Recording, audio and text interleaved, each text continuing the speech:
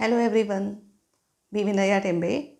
आज आपण वुड या इंग्लिशमधल्या क्रियापदाची वाक्य बघणार आहोत.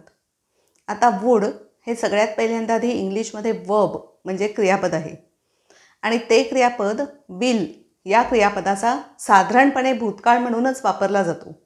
विल आणि शल यातलं जे विल आहे त्याचा भूतकाळ वुड, पास्ट टेन्स वुड.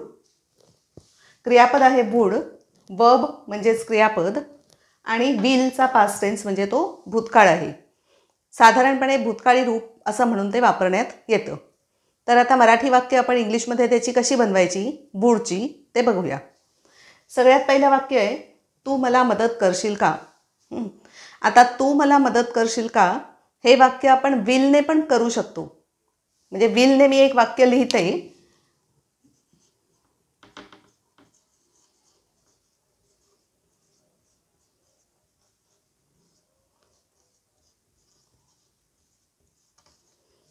मी वाक्य लिहिलं, will you help me please. तू म्हणजे यू म्हणून विल यू, हेल्प म्हणजे मदत करणं आणि करशील का असा प्रश्न असल्यामुळे प्लीज घातलं आहे, विनंती केली आहे ना म्हणून. आता हे वाक्य बरोबरच आहे, पण जास्त नम्र असं जर आपल्याला बोलायचं असेल, म्हणजे अतिशय नम्रपणे जर विचारायचं असेल तर या विलपेक्षा जर आपण वुड वापरला, would you help me please,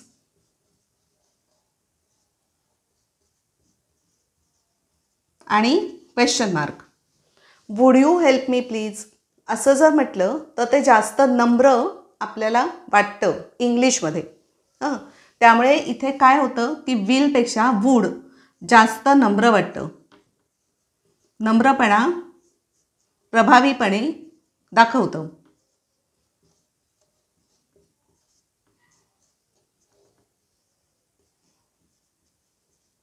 कशात दिसतो हा नम्रपणा प्रभावीपणे, तर वुड अशा वाक्यात वापरलं तर.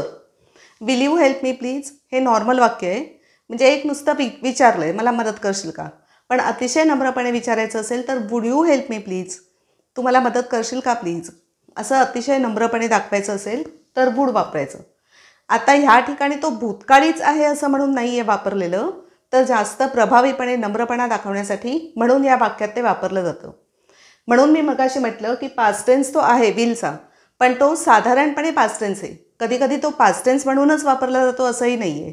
त्याचे वेगळे वेगळे अर्थ आहेत आणि त्या वेगळ्या वेगळ्या अर्थानुसार मी आज 5 वाक्य इथे घेतलेली आहेत. इथे अर्थ नम्रपणा जास्त दाखवण्यासाठी, जास्त प्रभावीपणे एक्सप्रेस करण्यासाठी म्हणून वुड वापरलं आहे. आता दुसरं वाक्य, मी अपेक्षा केली की मला प्रथम श्रेणी मिळेल. आता हे दोन्ही, मी अपेक्षा केली ही भूतकाळी क्रिया आहे, मला प्रथम श्रेणी मिळेल अशी अपेक्षा होती पण मिळाली नाही असा त्याचा अर्थ आहे. तर आता पहिल्यांदा आपण सुरुवात करायची मी अपेक्षा केली या वाक्याने. मी म्हणजे आय. अपेक्षा करणं याला इंग्लिशमध्ये एक्सपेक्ट हे क्रियापद आहे आणि अपेक्षा केली म्हणजे भूतकाळी म्हणून एक्सपेक्टला आपण ईडी लावला. ओके, आय एक्सपेक्टेड, केली की, की म्हणजे दॅट. परत काय अपेक्षा केली, मला प्रथम श्रेणी मिळेल. आय, परत पहिल्यांदा आय, मला प्रथम श्रेणी मिळेल. आता इथे विल गेट मगाचसारखं चालणार आहे, I will get first class. पण हे भूतकाळी रूप आहे ना मुळातच, एक्सपेक्टेड भूतकाळ आहे मुळातच तो, आणि म्हणून तिथे विलच्या ऐवजी वुड वापरायचा, कारण पहिला हा एक्सपेक्टेड हा भूतकाळ आहे, मग पुढच्या सेंटेन्समध्ये पण भूतकाळ जास्त परफेक्ट वाटतो म्हणून आपण इथे वुड वापरायचा. That I would get first class. Okay, मी अपेक्षा केली, आय एक्सपेक्टेड दॅट, मला प्रथम श्रेणी मिळेल, I would get first class. इथला फरक लक्षात आला, विल नाही आणि वुड का ते, कारण एक्सपेक्टेड हे मुळातलं वाक्य भूतकाळी आहे आणि म्हणून विलपेक्षा वुड भूतकाळीच रूप जास्त परफेक्ट वाटतं म्हणून इथे आपण वुड घेतलं. ओके, हा झाला वुडचा दुसरा एक उपयोग म्हणूया की जेव्हा वुड आपण वापरू शकतो. आता अजून कसं आपण वुड वापरू शकतो वाक्यांमध्ये इंग्लिशमध्ये, तर तिसरं वाक्य, तो म्हणाला की तो पुढच्या वर्षी 25 वर्षाचा होईल. आता परत तो म्हणाला, भूतकाळी म्हणालेलं आहे ते भूतकाळात म्हणाला आहे, म्हणून ही सेड, तो म्हणजे ही, म्हणाला म्हणजे सेड, SAY से या क्रियापदाचा भूतकाळ सेड. ही सेड, की म्हणजे आपण दॅट घालूया, नाही घातला तरीही इथे चालणार आहे ॲक्च्युअली, पण आत्ता घालून म्हणूया. मग मी न घालता कसा म्हणतो, कसं वाटतं ते परत सांगेनच. ही सेड दॅट, तो पुढच्या वर्षी 25 वर्षाचा होईल. म्हणजे आता परत हे भविष्यकाळ आहे ॲक्च्युअली, पण मुळातलं वाक्य कसं आहे, सेड म्हणजे भूतकाळी वाक्य आहे. म्हणून आपण दॅट ही विल च्या ऐवजी ही वूड, कारण का पहिलं वाक्य सेड आहे, भूतकाळ आहे, म्हणाला की, पूर्वीच्या काळात, कधीतरी आधी म्हणालेलं आहे भूतकाळात, म्हणून पुढे पण आपण विलच्या ऐवजी वूड घेऊया. दॅट ही वूड 25 वर्षाचा होईल. ही वूड टर्न 25 नेक्स्ट पुढच्या वर्षी म्हणजे year. He said that he would turn 25 next year. आता इथे 25 वर्षाचा 25 इयर्स म्हणायची गरज नाही आहे परत, किंवा इव्हन दॅट हे शब्दसुद्धा न वापरता सुद्धा वाक्य बरोबरच होणार आहे ते इंग्लिशमध्ये. He said he would turn 25 next year. हे पण वाक्य करेक्ट आहे. हा दॅटसुद्धा हवाच असं इथे नाही आहे या वाक्यात. ओके. आणि वूड का वापरलं परत, सेड म्हणजे पहिलं जे पार्ट आहे, मुख्य जे वाक्य आहे सेड, ते भूतकाळात आहे, म्हणून या विलच्या ऐवजी आपण वूड जास्त परफेक्ट वाटतं, म्हणून इथे सुद्धा तसंच वापरलं आहे आपण ते वूड. ओके. आणि आता पुढचं वाक्य, ती म्हणाली की ती माझी पुस्तकं धरेल. म्हणजे धरेल म्हणजे इथे आपण इंग्लिशमध्ये म्हणूया कॅरी. धरणं म्हणजे हातात उचलेल अशा अर्थीत आहे, म्हणून कॅरी म्हणूया. आता परत इथे पण ती म्हणाली, ती म्हणजे शी म्हणाली, सेड दॅट न घालता सुद्धा हे वाक्यही बरोबरच दिसणार आहे. आत्ता मी लिहिताना दॅट नाही घालत आहे. शी सेड की ती माझी पुस्तकं धरेल. शी सेड शी वूड कॅरी माझी पुस्तकं, माय बुक्स. आता इथे सेड नंतर दॅट घालून सुद्धा चालतो, शी सेड दॅट. पण ते डायरेक्ट आणि इनडायरेक्ट म्हणून एक इंग्लिशमधला प्रकार असतो, जो तुम्हाला नक्की माहिती असेल, ऐकला तर नक्कीच असेल. त्या इनडायरेक्टच्या वेळेला दॅट घालून ते जास्त परफेक्ट होतं. इथे आपण सेड म्हणाली आहे ती भूतकाळात, आणि इथे आपण वूड घेतलं आहे. मग असं असताना सेड आणि वूड दोन्ही भूतकाळी घेतल्या क्रिया, वूड घातलं, म्हणून दॅट न घालता सुद्धा वाक्य ते बरोबरच होतं. म्हणून हे वाक्य शी सेड शी वूड कॅरी माय बुक्स.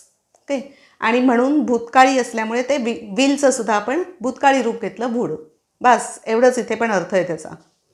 आता नेक्स्ट वाक्य, ती रेडिओ ऐकत तासनतास बसायची पूर्वी, भूतकाळात सरळपणे.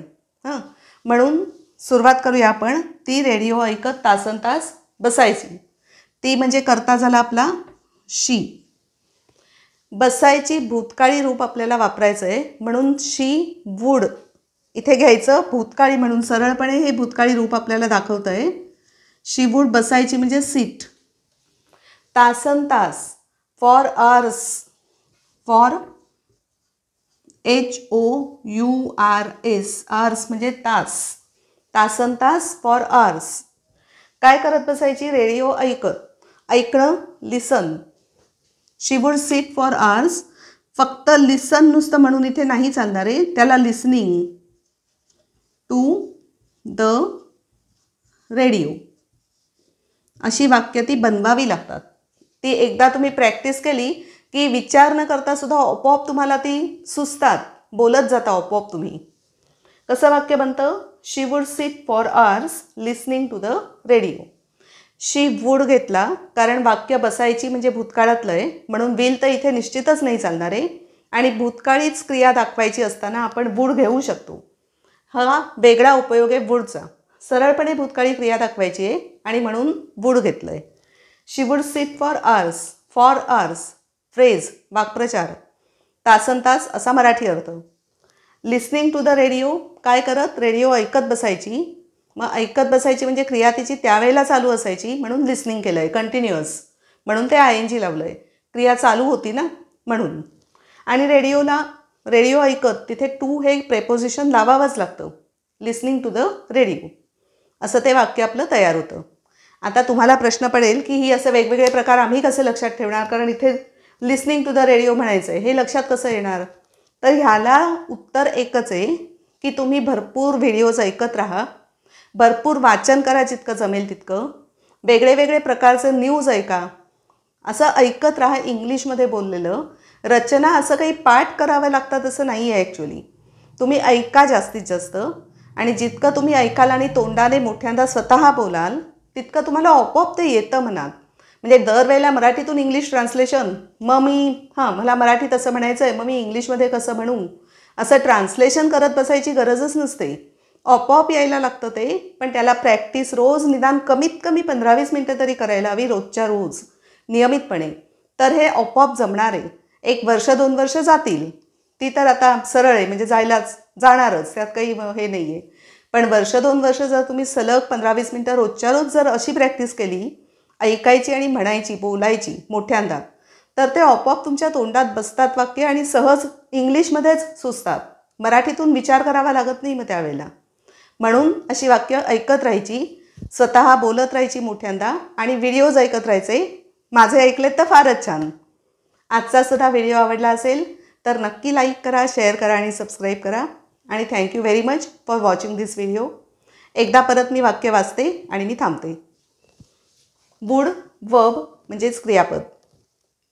वुड हा विलचा पास्ट टेन्स म्हणजे भूतकाळ आहे. तू मला मदत करशील का? Will you help me please? त्यापेक्षा जास्त आपल्याला नम्रपणे दाखवायचं असेल तर would you help me please perfect वाटतं. मी अपेक्षा केली की मला प्रथम श्रेणी मिळेल. अपेक्षा केली हे भूतकाळ आहे आणि म्हणून पुढचं पण विलच्या ऐवजी वुड घ्यायचं आहे. I expected that I would get first class. तो म्हणाला की तो पुढच्या वर्षी 25 वर्षाचा होईल. तो म्हणाला हे मुळात भूतकाळ आहे, म्हणून विलच्या ऐवजी आपण वुड घेतलं. परत ह्या वाक्यात सुद्धा he said that he would turn 25 next year. ती म्हणाली की ती माझी पुस्तकं धरेल, हातात धरेल, धरून ओझं वाहिल्यासारखं घेऊन जाईल, अशा अर्थी येते, म्हणून कॅरी हे क्रियापद घेतलं. शी सेड परत भूतकाळे मुळातला आणि म्हणून विलच्या ऐवजी आपण वुड घेतला. शी वुड कॅरी माय बुक्स. आणि शेवटचं वाक्य, ती रेडिओ ऐकत तासनतास बसायची. मुळातच भूतकाळातली क्रिया होती, त्यावेळची चालू क्रिया होती. तासनतास ती ऐकत बसायची, चालू असायची क्रिया, कंटिन्युअस. आणि म्हणून इथे भूतकाळ दाखवण्यासाठी मुळात वुड घेतला आहे. शी वुड सिट फॉर आवर्स, तासनतास. आणि चालू क्रिया असायची म्हणून लिसनिंग, ING लावला, टू द रेडिओ. अशी वाक्य ही बनली आजची. आता मी थांबते. थँक्यू व्हेरी मच परत एकदा. बाय.